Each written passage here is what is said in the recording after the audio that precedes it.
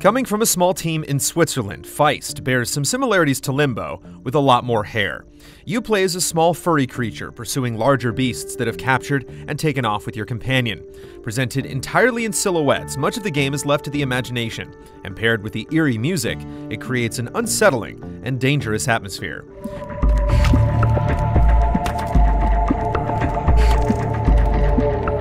As you trail the hunters through forests and caves, your diminutive fuzzball has to overcome a number of dangers, including stabbing insects, swarming ticks, and devious traps.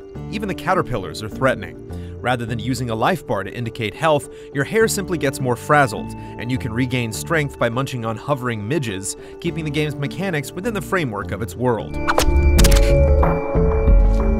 You have no inherent means to attack, so your options to fight back are entirely limited by the tools that you find. Pine cones can knock an enemy back but are too lightweight to kill. Sticks break after a single hit, and heavy stones can't be carried far. The most effective offense lies in luring an enemy into a hunter's trap, and you can briefly become a killing machine if you manage to grab a fly, launching its stingers at anything that gets in your way.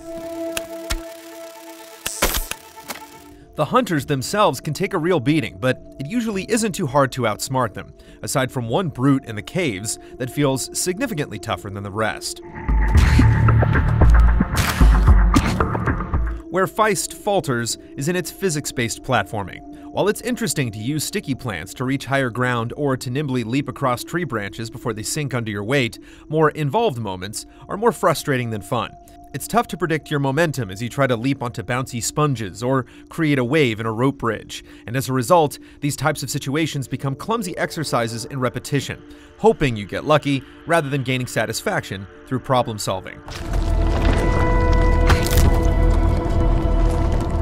It also doesn't feel like you go on much of a journey. There's little variation in the forests and caves, and you'll be done in about 3 hours.